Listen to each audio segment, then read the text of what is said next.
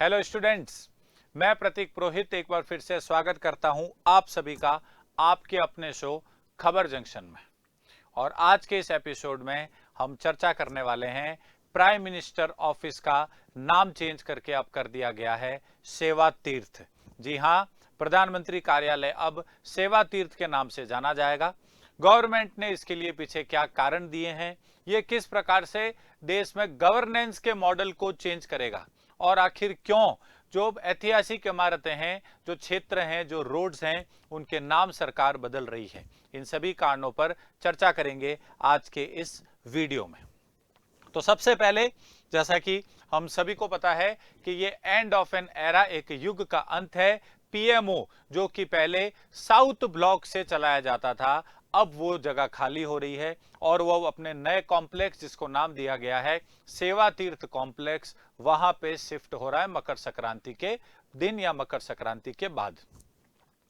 दरअसल भारत सरकार के जितने भी प्रमुख मंत्रालय हैं, जो सेंट्रल मिनिस्ट्रीज हैं, वो सब जिस क्षेत्र से, जिस ऑफिस से संचालित किए जाते हैं, वो दो बिल्डिंग्स के ब्लॉक्स हैं, जिनको नॉर्थ ब्लॉक और साउथ ब्लॉक के नाम से जाना जाता है। लेकिन भारत सरकार ने 2019 में एक नए प्रोजेक्ट की शुरुआत की, जिसे कहा जाता है सेंट्रल विस्टा प्रोजेक्ट। और इस प्रोजेक्ट के तहत पूरा का पूरा दिल्ली का हार्ट यानी कि हृदय कहे जाने वाले इस क्षेत्र को रीडेवलप करने का लक्ष्य निर्धारित किया गया। 2019 में शुरू हुआ यह प्रोजेक्ट 2026 तक यानी कि इस वर्ष पूरा होने की संभावना है। और उसी प्रोजेक्ट के तहत प्रधानमंत्री कार्यालय अब अपने साउथ ब्लॉक से चेंज होकर उसका एड्रेस क्या हो रहा है, उसका एड्रेस किया जा रहा है सेवा तीर्थ। सभी जो है प्रिंट मीडिया हो, सोशल मीडिया हो, इलेक्ट्रॉनिक मीडिया हो, सभी जगहों पर यह न्यूज है कि प्रधानमंत्री ने अपने कार्यालय का नाम क्या कर दिया है, सेवा तीर्थ कर दिया है। इतना ही नहीं, भारत सरकार जो है उसने केवल प्रधानमंत्री कार्यालय का ही नहीं, उसने और भी अन्य इमारतों का, बिल्डिंग्स का नाम चेंज कर दिया है। आप देख सकते हैं प्रधानमंत्री साउथ ब्लॉक को छोड़ के सेवा तीर्थ जाएंगे मकर संक्रांति के बाद। और ये एक बहुत ऐतिहासिक पल है, क्योंकि देश की आजादी के बाद ऐसा पहली बार हो रहा है कि प्रधानमंत्री कार्यालय का एड्रेस चेंज हो रहा है। अब देखें, जो राजभवन, जिसे हम राज्यपाल का घर कहते हैं, उसका भी नाम चेंज करके क्या कर दिया गया है, लोक भवन। इसी प्रकार से प्रधानमंत्री कार्यालय का अब नाम चेंज करके सेवा तीर्थ कर दिया गया है। और जो राजपथ रोड थी, उस रोड का नाम चेंज करके कर्तव्य पथ कर दिया गया है। इसके पीछे भारत सरकार का कहना है कि नामों को इसलिए चेंज किया गया है क्योंकि ये सेवा के भाव को प्रदर्शित करते हैं, ना कि सत्ता के भाव को। हम लोगों पर राज करने की मंशा से नहीं है, हम लोगों की सेवा करने की मंशा से है। पब्लिक सर्विस का जो मेन एसेंस है प्रशासन का, उसके लिए नाम को परिवर्तित किया गया है। प्रधानमंत्री ने कुछ वर्ष पहले इस सेंट्रल विस्टा प्रोजेक्ट का एक औचक निरीक्षण भी किया था। आइए उसे हम एक छोटे से वीडियो के माध्यम से देखते हैं, किस प्रकार प्रधानमंत्री मोदी एक तरीके से इसका इंस्पेक्शन करने, जब यह प्रोजेक्ट शुरू हुआ था और चल रहा था, वहां पहुंचे।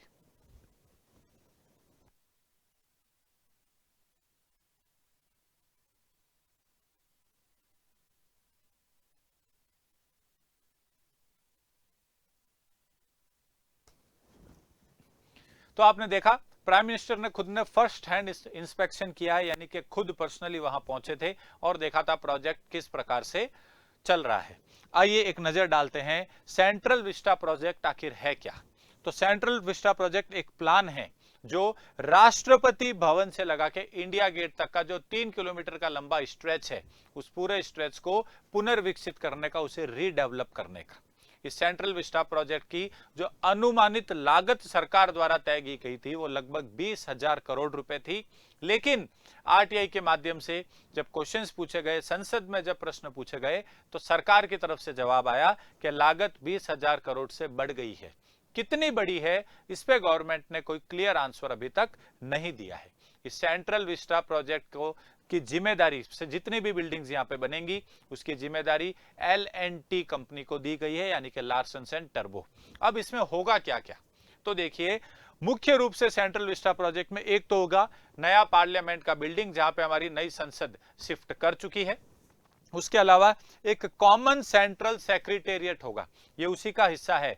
एक कॉमन केंद्रीय सचिवालय होगा, जहां पे केंद्र सरकार के सभी मंत्रालय जो अभी अलग अलग जगहों पर है वो एक साथ एक जगह पर आकर काम करेंगे, जिससे कि बेटर कोऑर्डिनेशन होगा, यानी कि सामंजस्य सभी मंत्रालयों में बेहतर होगा और अल्टीमेटली ये देश के नागरिकों को बेहतर सुविधाएं प्रदान कर पाएंगे। इसके अलावा प्रधानमंत्री और उपराष्ट्रपति के नए रेजिडेंस यानी कि नए घर भी बनेंगे और पीएमओ की नई बिल्डिंग भी बनेगी। इसी नई बिल्डिंग की हम लोग आज बात कर रहे हैं।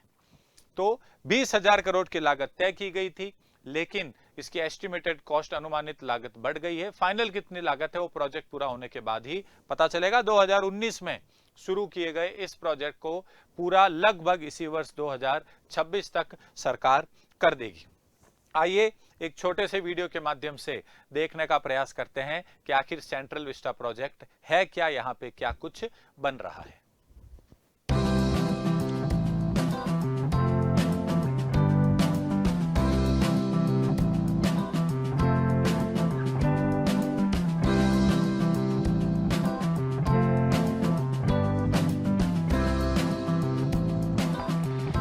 प्रधानमंत्री नरेंद्र मोदी ने कर्तव्य पथ स्थित कर्तव्य भवन का उद्घाटन किया है।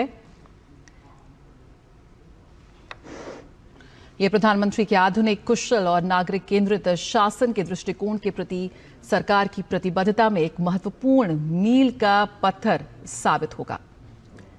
कर्तव्य भवन 3, जिसका उद्घाटन इस वक्त किया जा रहा है, सेंट्रा विस्टा के व्यापक परिवर्तन का एक अहम हिस्सा है और ये कई आगामी कॉमन सेंट्रल सेक्रेटरिएट भवनों में से पहला है, जिसका उद्देश्य प्रशासनिक प्रक्रियाओं को सुव्यवस्थित और चुस्त शासन को सक्षम बनाना है। तो आपने देखा कि प्रधानमंत्री ने कर्तव्य भवन का उद्घाटन किया था पिछले वर्ष, लास्ट ईयर, और ये कर्तव्य भवन एक्चुअल में जो कॉमन सेंट्रल सेक्रेटेरिएट है, जो कॉमन केंद्रीय सचिवालय है, उसी को कहा जा रहा है, जहां पे सभी मंत्रालय, लगभग 10 से ज्यादा जो यहाँ पे बिल्डिंग्स बनाई जा रही हैं और सारे मिनिस्ट्री सेंट्रल गवर्नमेंट की एक स्थान पर आकर काम करेंगी बेटर कोऑर्डिनेशन के लिए। तो प्रश्न ये उठता है कि गवर्नमेंट जो ये पूरा का पूरा नाम चेंज कर रही है, इसके पीछे उद्देश्य क्या है, मंशा क्या और गवर्नमेंट की सोच क्या है। ये आप देख सकते हैं किस प्रकार से ये एरिया रीडेवलप हो रहा है और ये नई इमारतें गवर्नमेंट के द्वारा बनाई जा रही हैं। प्रधानमंत्री खुद पर्सनली पहुंच के उन्होंने काफी बार इस मौके पर पहुंचकर फर्स्ट हैंड इंस्पेक्शन यानी कि निरीक्षण भी किया है। ये आप एक देख सकते हैं बर्ड आई व्यू इस पूरे के पूरे क्षेत्र का, किस प्रकार से ये एरिया गवर्नमेंट बनाना चाह रही है, जिसमें से काफी हद तक काम पूरा हो भी चुका है। तो गवर्नमेंट की तरफ से यह कहा गया है कि औपनिवेशिक विचारधारा या मानसिकता, जिसको हम कॉलोनियल माइंडसेट कहते हैं, उसको छोड़ने के लिए ये सब नाम परिवर्तन किए जा रहे हैं। प्राइम मिनिस्टर ऑफिस का नाम चेंज किया गया, गवर्नर के रेजिडेंस का नाम चेंज किया गया, यहां तक कि राजपथ सड़क का भी नाम चेंज कर दिया गया। ये एक कॉलोनियल माइंडसेट से लोगों को फ्री करने का तरीका है, यानी कि औपनिवेशिक मानसिकता से लोगों को मुक्ति दिलाने का तरीका है।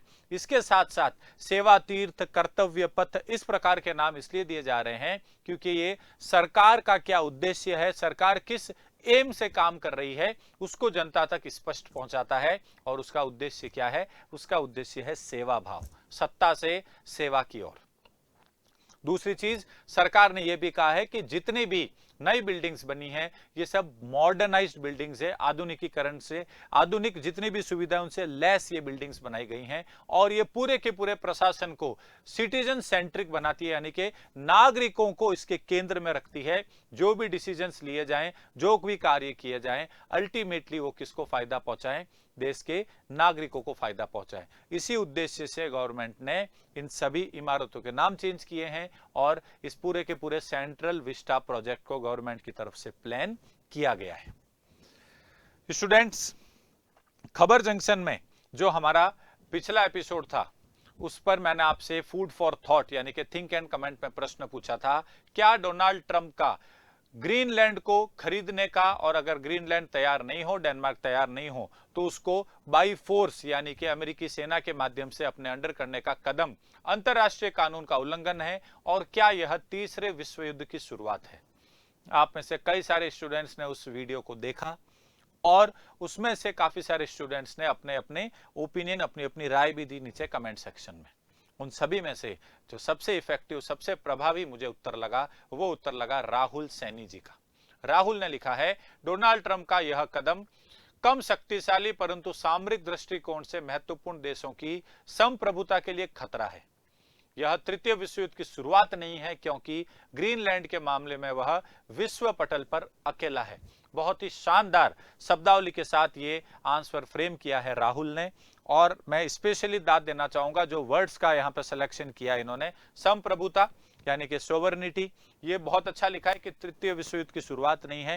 दुनिया के किसी भी कोने में अगर लड़ाई हो रही हो तो हम उसको वर्ल्ड वॉर की शुरुआत नहीं कह सकते हैं। और सबसे अच्छी चीज, ग्रीनलैंड के मामले में अमेरिका विश्व पटल पर अकेला है, कोई भी ऐसा देश नहीं है जिसने खुलकर अमेरिका का समर्थन किया है। यहां तक कि जो नाटो ग्रुप है, नाटो अलायंस है जिसका अमेरिका हिस्सा है, वो भी इस कदम से खफा है, इसके खिलाफ है। तो राहुल को बहुत बहुत बधाई, बहुत बढ़िया आंसर आपने लिखा है। अब आज के इस एपिसोड पे आपके लिए मेरा food for thought, think and comment का प्रश्न है, क्या नाम परिवर्तन से गवर्नेंस पर कोई प्रभाव पड़ेगा? भारत सरकार ने जो ये नाम परिवर्तन किए हैं, सेंट्रल विस्टा प्रोजेक्ट के तहत जो पूरा का पूरा रीडेवलपमेंट का काम किया जा रहा है, अब चाहे वो पीएमओ का नाम चेंज करना हो सेवा तीर्थ, चाहे वो राजपथ का नाम कर्तव्य पथ करना हो, चाहे जो है जो राज्यपाल गवर्नर के रेजिडेंस का नाम चेंज करना हो, क्या इस नाम परिवर्तन से वास्तव में कोई ना कोई गवर्नेंस पर फर्क पड़ेगा? इस पर आपकी क्या राय है, इस वीडियो के नीचे कमेंट सेक्शन में 2 से 3 लाइनों में देने का प्रयास कीजिए। बहुत सारे स्टूडेंट्स आंसर लिख रहे हैं लेकिन लेंदी आंसर्स लिख रहे हैं, वो मत कीजिए। 2 से 3 लाइन में लिखने का प्रयास कीजिए। जो आंसर मुझे सबसे इफेक्टिव, सबसे प्रभावी लगा, उसे मैं अगले वीडियो में आपके नाम के साथ पढ़कर सुनाऊंगा। बहुत बहुत धन्यवाद। थैंक यू आप सभी का।